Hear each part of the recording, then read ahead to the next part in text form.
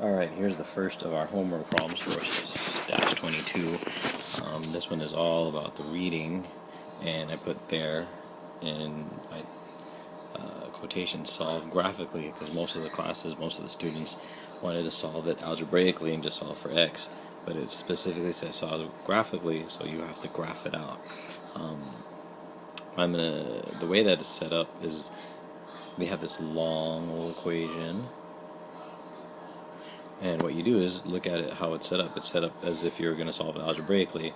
And the first left-hand side is y sub 1's first equation, and the second right-hand side of the equal sign is y sub 2. So that's the second equation. So they set it up algebraically.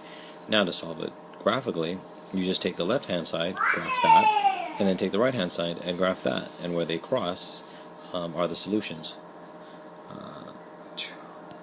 So let's solve them, graph them by putting our x and y axes, our Cartesian coordinate plane, and let's start with the y sub 1. And if you look at it, it's in vertex form. So x minus 3 quantity squared minus 2 means the vertex is at 3 comma 2, or negative 2, sorry. 3 comma negative 2. So it's in vertex form already. We know how to solve that, or we should remember how to solve that. And now the next part is plugging in some points to find out what else works. So you plug in the x equal to 2, you get y, the whole thing equal to negative 1. You plug in x equals 1, you get the whole thing to be 2. So I graph that, and then using the line of symmetry,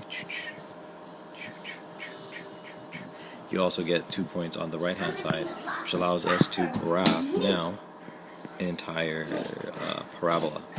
So now we have the left hand side of the equation graph. We need to do the right hand side. If you look at the right hand side, it's just a linear function, x equals 1. So our slope is 1 and our y-intercept is 1. So we take a look at the second one and put a point on 1. Whoops. Put a point on 1 on the y-axis, and then move up 1 and over 1 to get our second point.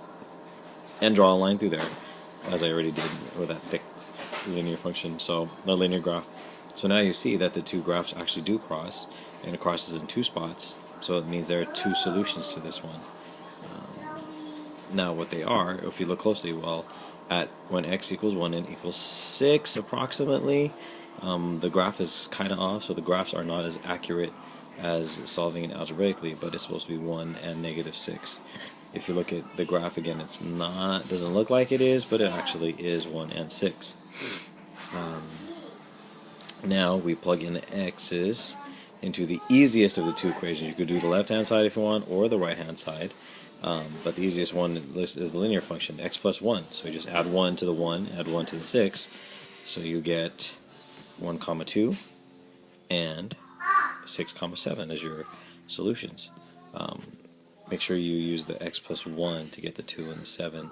That's easier than doing x minus 3 squared minus 2, which is fine. You could do that too, but you will get the exact same points. You will get 1 comma 2 and you will get 6 comma 7. Okay, thank you.